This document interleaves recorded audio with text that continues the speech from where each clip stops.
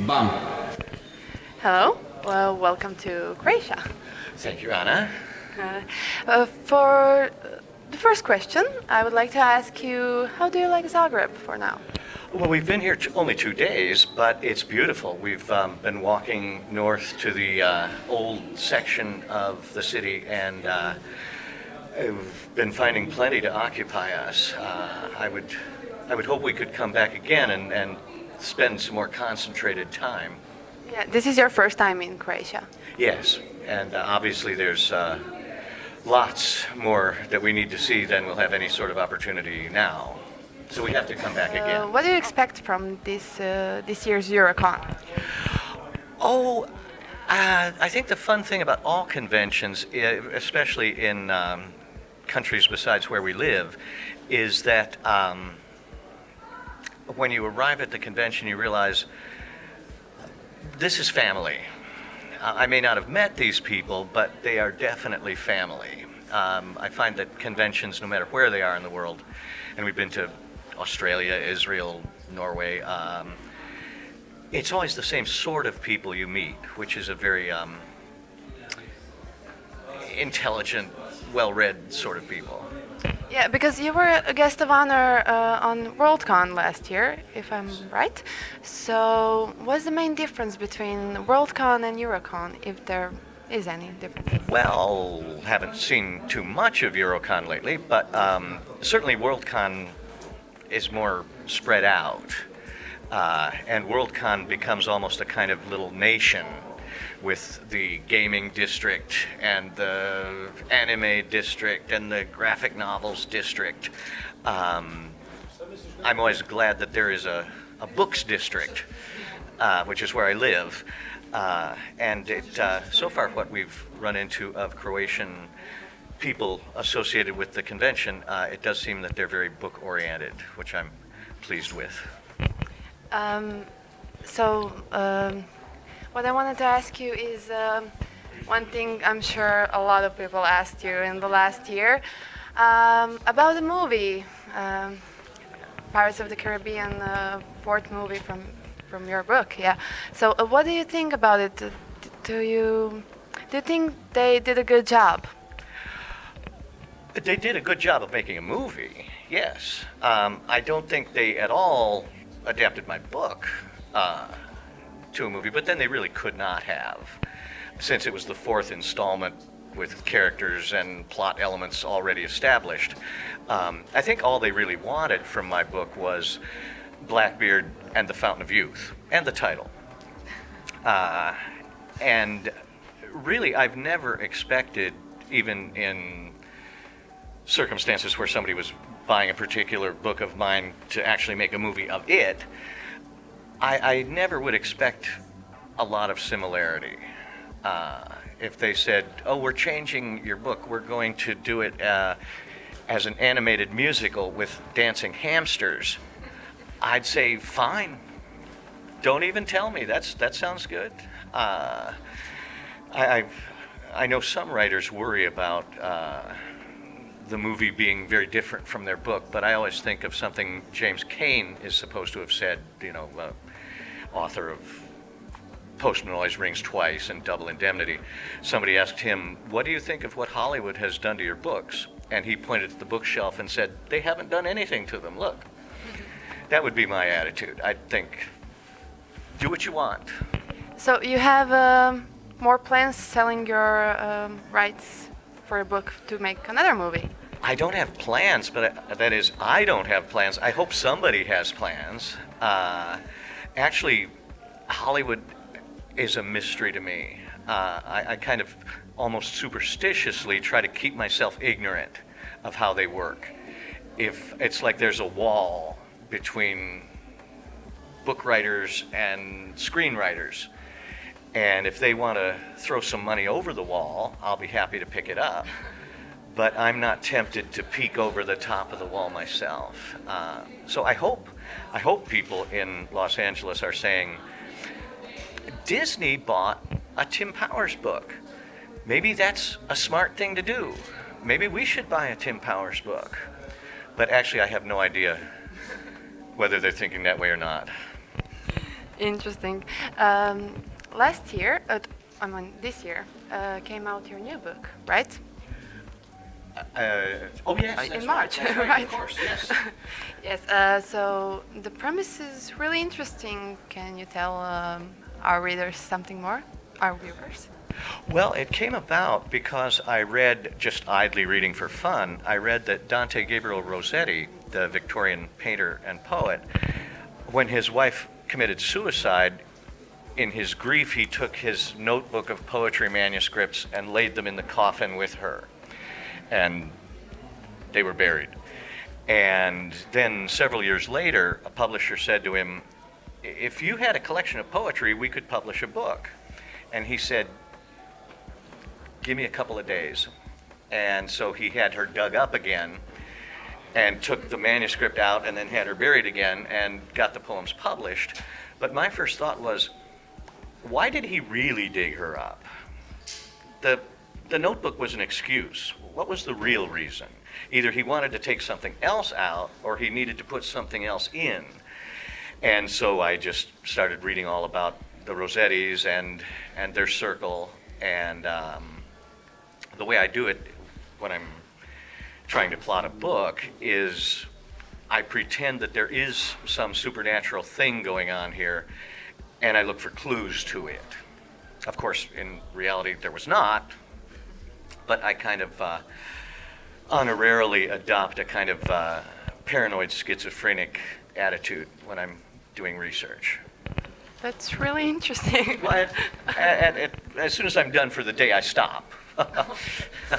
But it's interesting that, as I understood, it's connected with the stress of her regard. Yes, It's 24 years after. Yeah. As I say, I got interested in the Rossettis because of his wife's suicide and the developments. But then as I began reading about them, I found that their uncle was John Polidori, who had been Byron's physician and who had been a character in my previous book. And I thought, And then as I read more, I found that they were friends with this guy, Edward John Trelawney, who by this time was very old, and he had been an associate of Byron and Shelley in the previous book. And at one point, the Rossettis were unable to have children that lived. A couple of them were celibate, but there were no children happening. And then Trelawney gave one of them a piece of Shelley's charred jawbone that he had salvaged out of the funeral pyre. And immediately, the Rossettis were able to have children, healthy children. And I thought, well, I'm not even making this up. This is all true. And so I thought, well, it looks like it has to be a sequel to the previous book. So that was kind of inadvertent. Yeah, and it happened in, I would say, real time after all these years. Actually, that's true. Yeah, it was many years for them, and it was many years for me. Yes, of course. While writing your books, do you ever think, like, for instance, with an Anubis Gates, who are considered your most popular book, did you ever thought that this will be the book with whom I'm gonna reach the stars or something like that? So I'm gonna become famous because of this, what I write right now. I think I always feel, and I bet all writers feel this, whatever book you're working on, you think, I'll bet this one will score. I'll bet this will achieve grand things. And then, of course, it gets published, and you wait around, and it turns out not to have achieved grand things. And you go, okay, but this next one is probably going to do that. And I think it's a grossly unrealistic ambition, actually. I mean, if you're thinking bestseller lists, I think that generally doesn't happen. More realistic is to sort of hope that a book will stay in print year after year and kind of cumulatively reach very slowly a wider audience, as Anubis Gates, I'm pleased to see, has done. So do you prepare a new, I don't know, a new book that will be as popular as Anubis Gates? Certainly, of course. I don't know.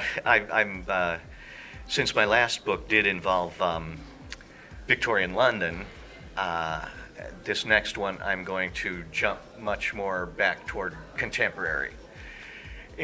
Los Angeles, either now or maybe as far back as the 1920s, but certainly 20th century or newer, just for variety. But something even more in past, like, I don't know, ancient Greece or something like that? Not soon, not next, but I have thought about medieval England or classical Rome. Either of those would be fun, and I just accidentally have accumulated a lot of research books on those things. So I think, well, you've got the books right here. Why don't you write a book set involving them? Usually I don't see very far ahead. When I finish a book, I don't see anything in the future. I just think, well, that was it. Maybe I'm through. And then very gradually you start to think, well, there's a clue there. There's a clue. Maybe we'll do another after all. So you get an inspiration from little things from your life? Yeah, random reading, really. I'll be reading something just for entertainment and diversion, and I'll notice some peculiarity and I'll think, aha, maybe this isn't recreational reading at all. Maybe this is research reading. And then you kind of shift gears and begin underlining. But yeah, it always comes about kind of accidentally from something I'm just reading for fun on my own. Well, I think we're done. Okay. Unless you have something to say to our viewers on Fantasy Croatia site. Well, I'm certainly very glad that the Eurocon committee did ask me to be here, because Croatia is being a real discovery, and Zagreb is a fascinating place for us to look around. I'm looking forward to exploring it a good deal more as we have time, and kind of making notes for what we'll want to look at in a subsequent visit when we have nothing but free time. Does that mean that you will write a book about, I don't know, Zagreb sometime? You know, I was looking at that fountain in the central square, which apparently is tremendously ancient, and there's a legend about the woman dipping water out of the well there, out of the water. And I was thinking that sounds intriguing. What was really going on there? So yeah, I do want to read up and explore as much as we can on Zagreb, because it certainly is turning out to be a fascinating city. Yes, it is. Well, thank you very much. I want to wish you a nice weekend here on the Eurocon. I hope you will have a lot of fun and that you will explore the whole city as much as you want. I'm sure it'll be a great convention. We've already met a number of people, and yeah, I expect it'll be a great time. And I do hope we get to sneak out and see a bit more of Zagreb. Even the nightlife. Possibly even the nightlife. Okay, thank you very much. Well, thank you.